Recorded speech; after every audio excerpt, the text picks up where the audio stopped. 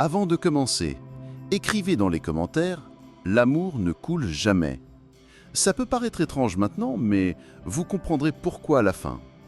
Cette histoire n'est pas juste un récit mystérieux, c'est quelque chose qui pourrait changer votre façon de voir la mort, l'amour et les liens qui nous unissent au-delà du temps. Préparez-vous à être bouleversé. Peut-être avez-vous déjà perdu quelqu'un d'important. Peut-être avez-vous senti ce vide, cette impression qu'une promesse n'a pas été tenue, que des mots d'amour n'ont jamais pu être prononcés. Parfois, certaines âmes reviennent, non pas par vengeance, mais par amour pur. Cette histoire vous emmènera des dessins obsessionnels d'un enfant de 3 ans jusqu'aux eaux glacées du Titanic. Et quelque part entre le mystère et la révélation, vous découvrirez peut-être que l'amour défie toutes les lois de la physique. Et même si vous pensez déjà connaître la fin, attendez les dernières minutes. Ce qui se passe au mémorial de Southampton pourrait vous faire pleurer et sourire à la fois. Si cette histoire touche votre cœur, laissez un like et abonnez-vous. Ce n'est pas juste regarder une vidéo, c'est partager une émotion, honorer une mémoire et croire ensemble que certains liens sont éternels. Un enfant de 3 ans dessine le même navire qui sombre, encore et encore, avec des détails qu'il ne devrait pas connaître. Quand les historiens confirment l'impossible, une famille découvre que certaines mémoires traversent la mort elle-même. Le silence de la maison du bois était brisé chaque matin par le même rituel troublant. Dans le salon baigné de lumière dorée, le petit Thomas, 3 ans à peine, s'installait par terre avec ses crayons de couleur et recommençait son obsession quotidienne. Trait après trait, il dessinait toujours la même chose. Un immense navire noir aux 4 cheminées fumantes, penché dangereusement vers les eaux sombres. Autour du bateau, des dizaines de petites silhouettes flottaient dans une mer glacée, leurs bras tendus vers un ciel étoilé indifférent. « Encore ce bateau, mon chéri ?» demanda Marie Dubois en s'agenouillant près de son fils. Ses cheveux châtains retombaient en cascade sur ses épaules pendant qu'elle observait le dessin avec une inquiétude grandissante. Thomas leva ses grands yeux bleus vers sa mère, ses yeux qui semblaient parfois porter le poids d'une tristesse bien trop profonde pour son âge. « C'est la grande dame des mers, maman. Elle est tombée dans l'eau très froide, » murmura-t-il en coloriant l'océan d'un bleu si sombre qu'il en devenait presque noir. Tout le monde pleurait cette nuit-là. Moi aussi j'ai pleuré. Marie sentit un frisson lui parcourir l'échine. Depuis plusieurs semaines, Thomas ne parlait que de ce mystérieux navire, décrivant des scènes qu'un enfant de son âge n'aurait jamais dû imaginer. Il parlait de l'eau glacée qui brûlait la peau, de la musique qui continuait de jouer pendant que le bateau coulait, et surtout de cette dame en blanc qui l'avait serré dans ses bras pendant leurs derniers instants. « Thomas, où as-tu vu ce bateau ?» assista Marie, essayant de garder un ton calme malgré son trouble grandissant. L'enfant arrêta de colorier et fixa sa mère avec une intensité dérangeante. « Je n'ai pas vu, maman. J'étais dedans, avec la dame en blanc. Elle sentait les roses, et elle me chantait une chanson en français pour que j'aie moins peur. Mais l'eau est montée trop vite, et on n'a pas pu sortir. » Les mots de Thomas résonnèrent dans le salon comme un écho venu d'un autre temps. Marie sentit ses mains trembler légèrement. Comment son fils pouvait-il décrire avec tant de précision des émotions et des sensations qu'il n'avait jamais vécues? Paul Dubois choisit ce moment pour entrer dans la pièce, sa tasse de café fumante à la main. Grand homme, avec les cheveux poivre et sel, il travaillait comme ingénieur et avait toujours privilégié la logique face au mystère de la vie. « Encore en train de dessiner son fameux bateau » dit-il en s'approchant, tentant d'alléger l'atmosphère tendue qui régnait dans la pièce. Mais quand il vit le dessin de Thomas, son sourire s'évanouit. L'enfant avait ajouté des détails troublants, des canots de sauvetage à moitié pleins, des silhouettes sans uniforme sur le pont, et même ce qui ressemblait à un orchestre continuant de jouer pendant que le bateau coulait. « Thomas, » dit Paul en s'accroupissant près de son fils, « peux-tu me dire comment s'appelait ce bateau ?» L'enfant leva les yeux et, pour la première fois, leurs parents virent des larmes perler au coin de ses paupières. « Le Titanic, papa. Il s'appelait le Titanic. » Le nom résonna dans le salon comme un coup de tonnerre. Paul et Marie échangèrent un regard lourd de sens, leur visage pâlissant instantanément. Ils connaissaient cette histoire, bien sûr.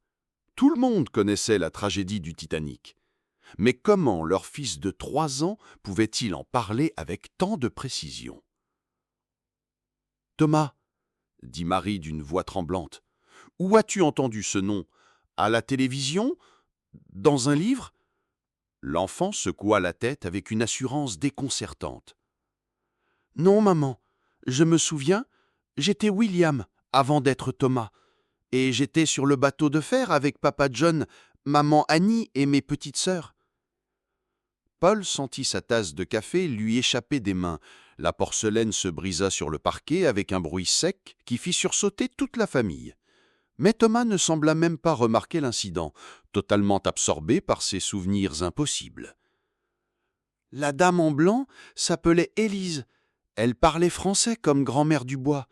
Elle m'a dit qu'elle viendrait me chercher dans une autre vie, qu'elle me retrouverait pour me dire qu'elle m'aimait, comme son propre fils. » Marie porta instinctivement sa main à sa bouche, étouffant un sanglot. Les mots de Thomas étaient prononcés avec une maturité et une mélancolie qui n'appartenaient pas à un enfant de son âge. C'était comme si une âme adulte parlait à travers ce petit corps.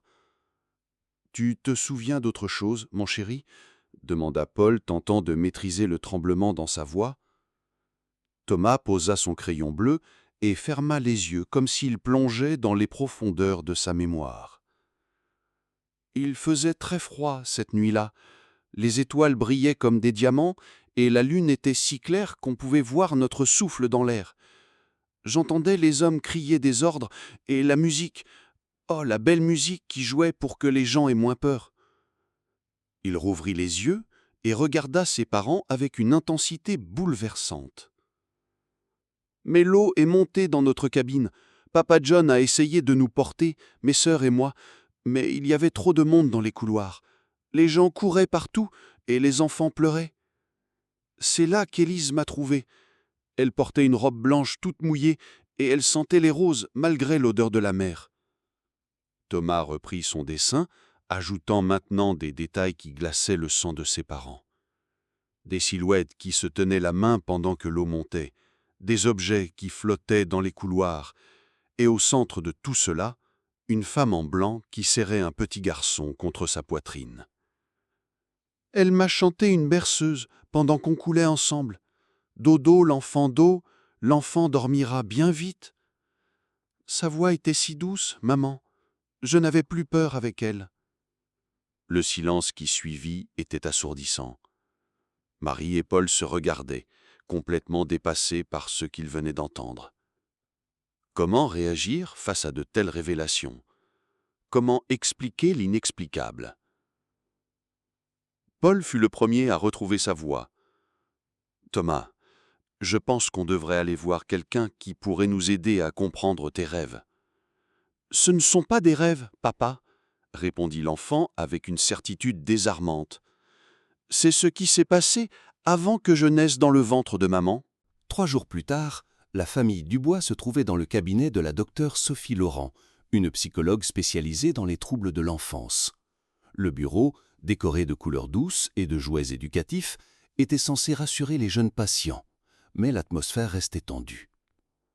Docteur Laurent, une femme d'une 50aine d'années aux cheveux gris argentés et au regard bienveillant, observait Thomas qui s'était installé par terre avec du papier et des crayons.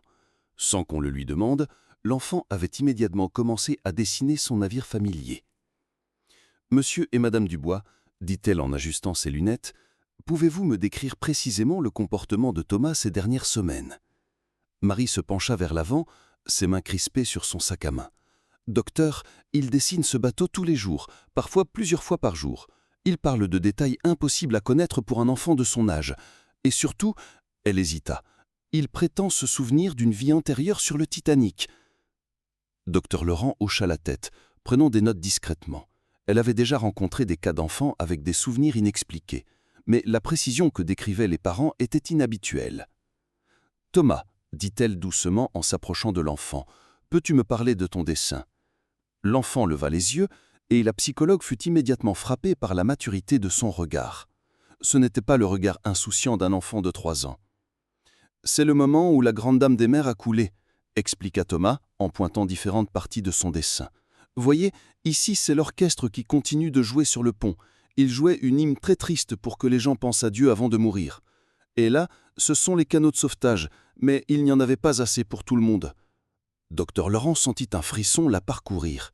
La précision historique de ces détails était troublante. « Et cette dame en blanc que tu dessines toujours ?» demanda-t-elle en montrant une silhouette féminine au centre du dessin. Le visage de Thomas s'illumina d'un sourire mélancolique. « C'est Élise. Elle était gouvernante pour une riche famille de Londres, mais elle a quitté son poste pour s'occuper des enfants de 3e classe pendant le naufrage. Elle avait des cheveux blonds comme les blés et des yeux verts comme la mer par beau temps. » La psychologue échangea un regard inquiet avec les parents. Comment un enfant de 3 ans pouvait-il connaître la différence entre les classes sur le Titanic ? « Thomas, peux-tu me dire autre chose sur le bateau, sur ce que tu ressentais ?» L'enfant posa son crayon et ferma les yeux, comme s'il se concentrait pour accéder à des souvenirs enfouis. « J'avais 11 ans et je m'appelais William Sage. Mon papa s'appelait John et ma maman Annie. J'avais plusieurs sœurs, Ada, Stella, Constance. » Il ouvrit les yeux et regarda directement la docteure. « Nous partions pour l'Amérique pour une nouvelle vie, mais nous n'y sommes jamais arrivés. » Dr Laurent sentit sa plume trembler légèrement dans sa main. Ces noms, cette histoire, cela sonnait trop précis pour être inventé. « Que s'est-il passé quand le bateau a commencé à couler ?» demanda-t-elle, même si une partie d'elle redoutait la réponse. « Tout est devenu très confus. Les gens couraient dans tous les sens et l'eau montait de plus en plus vite. Papa essayait de nous emmener sur le pont, mais les escaliers étaient bondés. C'est là que Élise m'a trouvé. Elle m'a pris dans ses bras et m'a dit que tout irait bien, qu'elle ne me laisserait pas seule. » Thomas reprit son crayon et ajouta des détails à son dessin. L'eau qui envahissait les couloirs, les objets qui flottaient, et toujours cette femme en blanc qui protégeait un enfant. « Nous sommes restés ensemble jusqu'à la fin. Elle m'a chanté des berceuses et m'a raconté des histoires de son pays, la France. Quand l'offrande nous a entourés, elle m'a promis qu'elle me retrouverait dans une autre vie. » Le silence qui suivit était pesant. Dr Laurent réalisa qu'elle venait peut-être d'entendre l'un des témoignages les plus troublants de sa carrière. Ce soir-là, dans son bureau personnel, Dr Laurent ne parvenait pas à trouver le sommeil. Les paroles de Thomas résonnaient encore dans sa tête avec une clarté troublante. Assise devant son ordinateur, elle pianotait nerveusement sur son clavier, hésitant entre la raison scientifique et l'inexplicable mystère qu'elle venait de rencontrer. Finalement, elle composa le numéro qu'elle avait trouvé après plusieurs heures de recherche, celui du professeur James Mitchell, historien maritime réputé et spécialiste du Titanic à l'université de Southampton. « Professeur Mitchell, ici Dr Sophie Laurent, psychologue à Lyon. J'ai un cas particulier qui pourrait vous intéresser. » 2 jours plus tard, le professeur Mitchell, un homme d'une 60aine d'années aux cheveux blancs et à la barbe soignée, était assis dans le cabinet de la psychologue. Ses yeux bleus perçants brillaient d'une curiosité scientifique mêlée de scepticisme. « Docteur Laurent, dit-il en ajustant ses lunettes, j'ai étudié le Titanic pendant plus de 30 ans. J'ai entendu beaucoup d'histoires fantaisistes, mais votre description au téléphone m'a intrigué. » Thomas était à nouveau assis par terre, dessinant avec la même obsession quotidienne. Cette fois, il ajoutait des détails qui firent frémir l'historien. La disposition exacte des cheminées, l'angle précis du navire au moment du naufrage, et même les uniformes des officiers avec leurs galons dorés. « Mon Dieu !» murmura Mitchell en observant le dessin. « La précision de ces détails ! Comment un enfant de 3 ans peut-il connaître la différence entre un officier de pont et un mécanicien ?» Thomas leva les yeux vers l'homme qu'il voyait pour la première fois. « Vous étudiez la grande dame des mers, monsieur ?» demanda l'enfant avec cette maturité déconcertante qui caractérisait désormais toutes ses interventions. « Oui, petit bonhomme, c'est mon travail. Peux-tu me parler de ce que tu as vu cette nuit-là » Thomas posa son crayon et regarda Mitchell avec une intensité qui mit l'historien mal à l'aise. « Il était presque minuit quand nous avons heurté l'iceberg. J'ai senti le choc dans tout mon corps, comme si le bateau avait trébuché. Papa John nous a dit de rester calme, mais je voyais la peur dans ses yeux. L'eau a commencé à entrer par le bas et les machines ont fait des bruits terribles avant de s'arrêter. » Mitchell échangea un regard stupéfait avec Dr Laurent. Ces détails correspondaient exactement au témoignage historique des survivants. « Tu te souviens de l'odeur, Thomas ?» demanda l'historien, testant la précision des souvenirs de l'enfant. « Oh oui !» exclama Thomas. Il y avait l'odeur du charbon qui brûlait dans les chaudières, mélangée à celle de la mer glacée, et il ferma les yeux, se concentrant, et l'odeur métallique de la peur. Les gens transpiraient même dans le froid, et leurs vêtements sentaient la laine mouillée. Le professeur Mitchell sentit ses certitudes scientifiques vaciller. Aucun livre d'enfant ne décrivait ces détails sensoriels. Aucun documentaire ne mentionnait l'odeur spécifique du charbon mélangée à la terreur. « Et cette dame en blanc dont tu parles, Élise, » continua Mitchell, sa voix trahissant maintenant une émotion qu'il tentait de maîtriser. Le visage de Thomas s'illumina d'un sourire nostalgique. Élise Delacroix, elle venait de Marseille et parlait français avec un accent chantant. Elle portait sa plus belle robe ce soir-là, une robe blanche avec des dentelles, parce qu'elle dînait avec la famille de première classe qu'elle servait. Mais quand le bateau a commencé à couler, elle a oublié son travail et elle est descendue nous aider, nous, les enfants de 3e classe. Mitchell sortit frénétiquement son carnet de notes. Le nom d'Élise Delacroix ne lui était pas inconnu. Il avait déjà croisé ce nom dans ses recherches, mais jamais avec autant de détails personnels.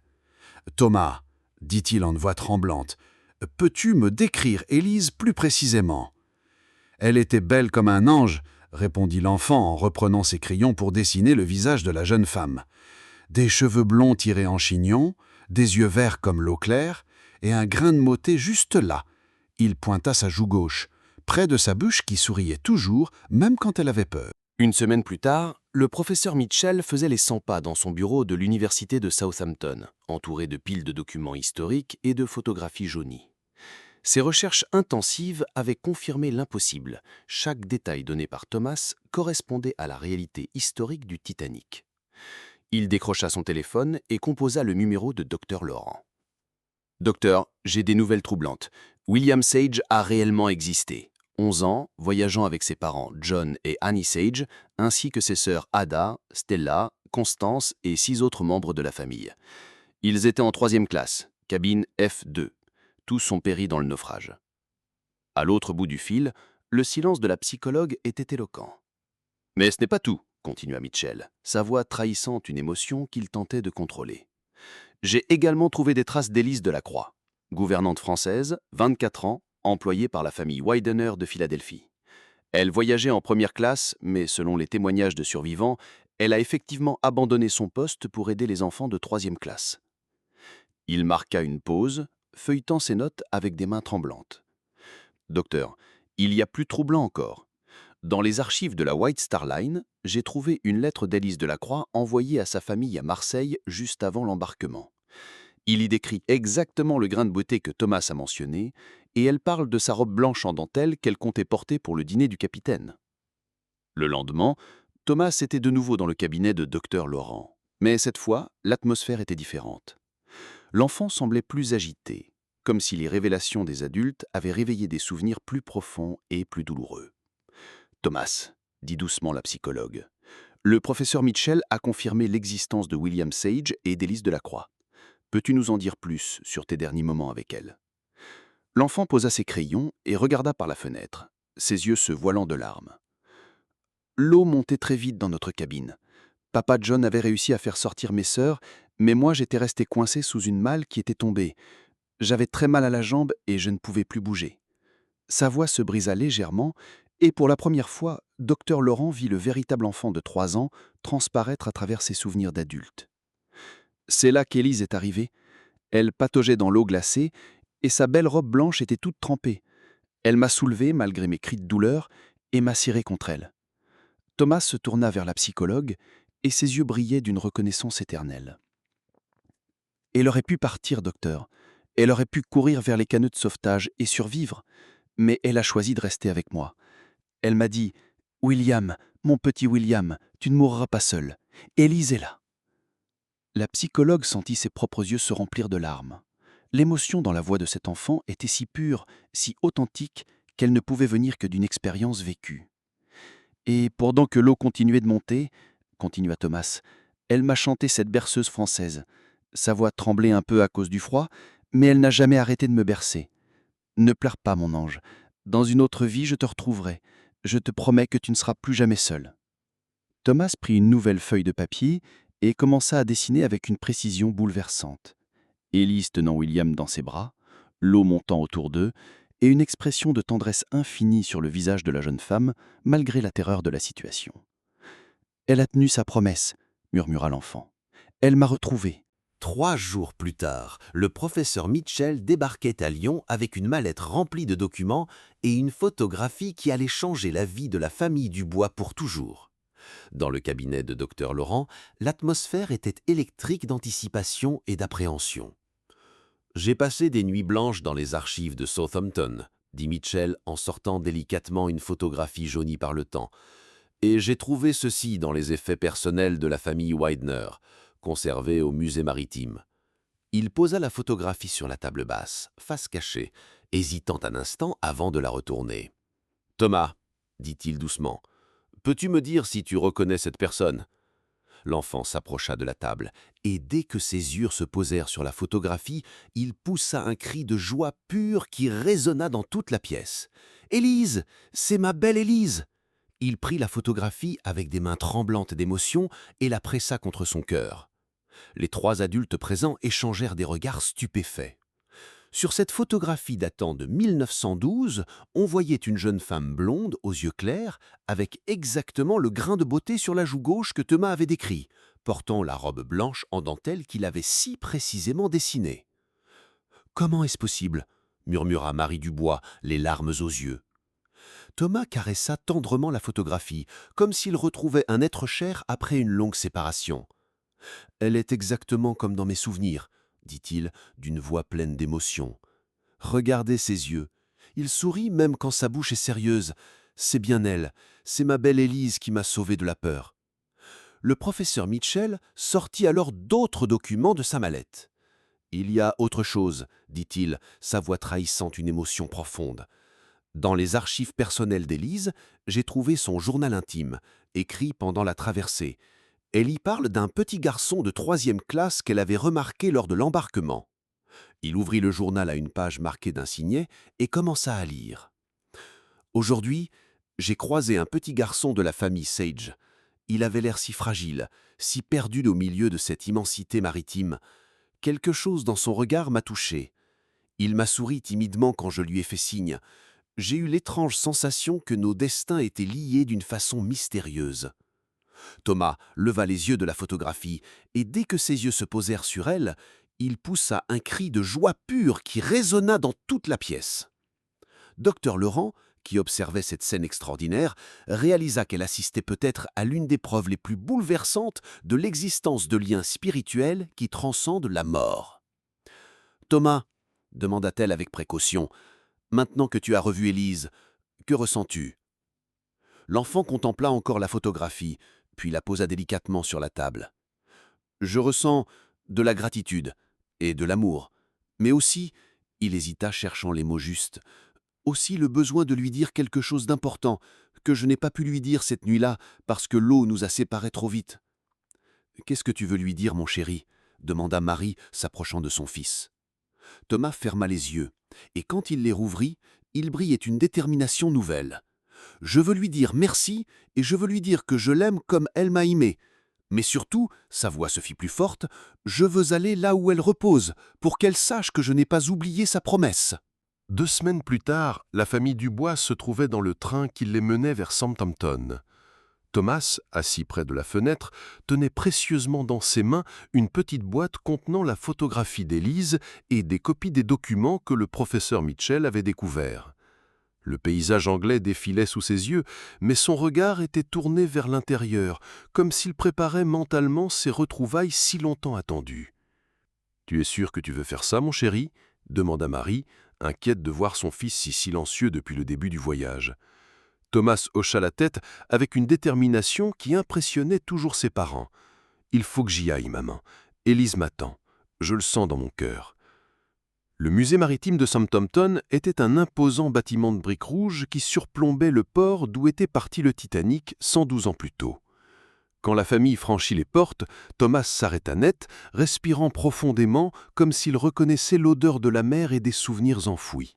« Ça sent comme ce jour-là », murmura-t-il. L'odeur de l'aventure mélangée à celle de la peur.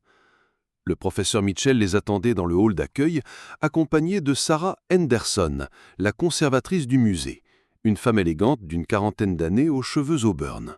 « Thomas, dit Mitchell, en s'agenouillant pour être à la hauteur de l'enfant, je vais te montrer quelque chose de très spécial aujourd'hui. Es-tu prêt ?» L'enfant acquiesça, serrant un peu plus fort la boîte contenant la photographie d'Élise. La visite commença par la reconstitution d'une cabine de 3e classe. Dès que Thomas pénétra dans l'espace exigu, aux murs lambrisés, il se figea, ses yeux se remplissant de larmes. « C'est exactement comme chez nous, dit-il d'une voix tremblante. Les lits superposés, la petite table, même l'odeur du bois. Papa John dormait en haut et moi en bas avec mes sœurs. » Il s'approcha d'un des lits et caressa doucement le tissu grossier qui recouvrait le matelas. « La nuit du naufrage, j'étais là, dit-il en pointant le lit du bas. J'entendais l'eau qui montait dans les couloirs et les gens qui couraient au-dessus de nos têtes. » Sarah Henderson observait la scène avec fascination. En 30 ans de carrière muséographique, elle n'avait jamais vu un visiteur réagir avec une telle authenticité émotionnelle. Ils passèrent ensuite devant la reconstitution du grand escalier de 1re classe.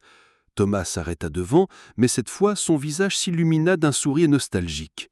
« C'est là que j'ai vu Élise pour la première fois, » dit-il. Il descendait ses marches dans sa belle robe blanche et elle avait l'air d'une princesse. Quand nos regards se sont croisés, elle m'a souri et m'a fait un petit signe de la main. Il ferma les yeux, se concentrant sur ce souvenir précieux. Je ne savais pas encore qu'elle allait devenir mon ange gardien. Finalement, ils arrivèrent dans la salle commémorative, où étaient exposés des objets personnels des victimes. Au centre de la pièce, dans une vitrine éclairée par une lumière douce, se trouvait un médaillon en argent terni par le temps. Thomas s'approcha lentement de la vitrine et soudain, il poussa un cri de reconnaissance qui fit se retourner tous les visiteurs présents. « Le médaillon d'Élise !» s'exclama-t-il, les mains plaquées contre la vitre. « Elle le portait toujours, il appartenait à sa grand-mère de Marseille. » Sarah Henderson vérifia rapidement la fiche d'inventaire de l'objet. « Effectivement, dit-elle, stupéfaite, ce médaillon appartenait à Élise.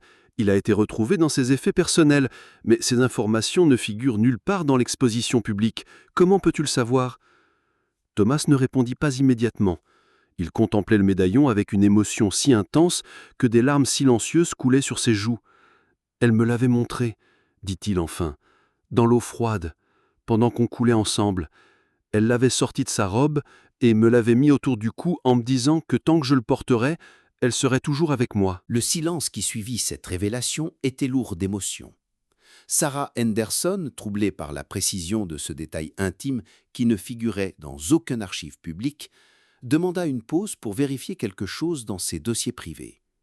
Elle revint quelques minutes plus tard, pâle et visiblement bouleversée, tenant une lettre jaunie par le temps. « Thomas, dit-elle d'une voix tremblante, j'ai trouvé une lettre personnelle d'Élise à sa sœur, écrite la veille du départ. Elle y mentionne exactement ce que tu viens de dire, qu'elle parte le médaillon de sa grand-mère et qu'elle a l'intention de le transmettre à quelqu'un de spécial si elle rencontrait un enfant qui aurait besoin de protection. » L'enfant sourit à travers ses larmes, comme si cette confirmation libérait quelque chose au plus profond de son être. « Elle avait déjà tout prévu, » murmura-t-il. « Même avant de me connaître, elle savait qu'elle devrait me protéger. » Paul Dubois, qui avait gardé le silence jusqu'alors, s'approcha de son fils et posa une main réconfortante sur son épaule. « Thomas, qu'est-ce que tu ressens maintenant ?» demanda-t-il avec douceur. L'enfant contempla une dernière fois le médaillon dans sa vitrine, puis se tourna vers sa famille avec un regard différent, plus apaisé qu'il ne l'avait été depuis des mois. « Je ressens de la gratitude et quelque chose d'autre aussi. Comme si une partie de moi qui était restée dans l'océan glacé venait enfin de retrouver la chaleur. » Il ouvrit sa petite boîte et en sortit la photographie d'Élise qu'il tenait tendrement. « Mais maintenant, je sais ce que je dois faire. Il faut que je parle à Élise. Il faut que je lui dise quelque chose d'important que je n'ai jamais pu lui dire cette nuit-là. » Sarah Henderson échangea un regard avec le professeur Mitchell. Ils avaient tous deux ressenti quelque chose d'extraordinaire en présence de cet enfant, quelque chose qui dépassait leur compréhension rationnelle du monde. « Que veux-tu lui dire, Thomas ?» demanda la conservatrice avec respect. L'enfant ferma les yeux et prit une grande inspiration, comme s'il puisait dans des forces spirituelles invisibles. Je veux lui dire que sa promesse s'est réalisée, que je ne suis plus seul, que j'ai trouvé une nouvelle famille qui m'aime. Je veux lui dire que son sacrifice n'a pas été vain, qu'elle m'a donné la force de revenir à la vie. » Il ouvrit ses yeux et regarda directement la photographie d'Élise. « Et surtout, je veux lui dire que maintenant c'est à moi de la libérer. Elle a porté le poids de ma mort pendant trop longtemps. Il est temps qu'elle trouve la paix. » Thomas se dirigea vers un coin plus tranquille du musée, s'assit en tailleur sur le sol et plaça la photographie d'Élise devant lui. Sa famille et les deux experts l'observaient à distance, respectant ce moment sacré. « Élise, ma belle Élise », commença-t-il d'une voix douce mais claire. « Je suis William, ton petit William. Je suis revenu comme tu me l'avais promis. Tu m'as trouvé dans cette nouvelle vie, et maintenant, je sais que tu m'as toujours aimé. » Des visiteurs du musée s'arrêtèrent discrètement, touchés par la sincérité émotionnelle de cette scène inhabituelle. « Je veux que tu saches que je te pardonne de ne pas avoir pu nous sauver. Tu as fait plus que tout le monde aurait pu faire. Tu m'as donné de la mort quand j'avais peur, et tu m'as accompagné jusqu'à la fin. Grâce à toi, je n'ai pas eu peur de mourir. » Le vent salé de Southampton caresse le visage de Thomas alors que la famille Dubois se tient devant le mémorial du Titanic. Les noms gravés dans la pierre froide semblent danser sous le soleil matinal. Marie serre la main de son fils, sentant ses petits doigts trembler légèrement. Paul pose une couronne de fleurs blanches au pied du monument, ses gestes empreints d'une solennité qu'il n'avait jamais ressentie auparavant. « Maman Élise » murmure Thomas, d'une voix si douce que seul le vent semble l'entendre. « Je suis là. Je suis revenu comme tu l'as dit. » Docteur Laurent observe la scène avec une émotion qu'elle peine à contenir. Après des mois de recherche et de consultation, ce moment représente bien plus qu'une simple thérapie. C'est une réconciliation entre deux âmes séparées par plus d'un siècle. Thomas s'approche du mémorial et pose sa petite main sur le nom d'Élise de la Croix gravé dans la pierre. Ses yeux se ferment et pendant un instant, le temps semble suspendu. Les mouettes cessent leurs cris, le bruit des vagues s'estompe. Il y a juste un enfant de 3 ans et le souvenir d'une femme qui l'a aimé comme son propre fils. « Tu n'as pas eu le temps de me dire que tu m'aimais cette nuit-là, » chuchote Thomas, des larmes coulant sur ses joues rondes. « Mais je le savais, je l'ai toujours su. Tu as chanté pour moi jusqu'à la fin, même quand l'eau était si froide. » Marie échange un regard bouleversé avec son mari. Comment un si petit enfant peut-il porter tant d'amour et de douleur à la fois? Comment peut-il guérir des blessures vieilles de 112 ans? William Sage, dit Thomas en regardant un autre nom sur le mémorial, c'était moi. J'avais 11 ans et j'avais peur. Mais maman Élise m'a tenu la main. Elle m'a dit que l'amour ne meurt jamais, qu'il trouve toujours un chemin pour revenir. Le vent se lève soudain, faisant voltiger les pétales de rose blanche autour du monument. Thomas lève les yeux vers le ciel, son visage s'illuminant d'un sourire qu'il n'avait jamais eu depuis sa naissance. « Je te pardonne de ne pas avoir pu nous sauver tous cette nuit-là, » dit-il à haute voix, s'adressant aux âmes perdues du Titanic. « Et je me pardonne de ne pas avoir survécu. Nous avons fait de notre mieux cette nuit-là. C'était notre moment d'amour éternel. » Un silence profond s'installe, comme si l'océan Atlantique tout entier retenait son souffle. Thomas retire sa main du mémorial et se tourne vers ses parents. Pour la première fois depuis des mois, ses yeux ne portent plus cette tristesse ancestrale qui les hantait. « Je peux rentrer à la maison maintenant, » dit-il simplement. « Maman Élise sait que je l'aime aussi. La promesse est tenue. » Cette nuit-là, pour la première fois en 3 ans, Thomas Dubois dort sans rêver de navire qui sombre. 6 mois se sont écoulés depuis ce jour mémorable à Southampton. L'automne peint les feuilles d'or et de rouge dans le jardin de la famille Dubois, et Thomas joue avec ses petites voitures sur le tapis du salon. Ses rires cristallins résonnent dans la maison, chassant définitivement les échos du passé. Marie observe son fils depuis la cuisine, un sourire apaisé sur les lèvres. Fini les dessins obsessionnels de navires qui sombrent. Fini les cauchemars nocturnes et les cris terrifiés.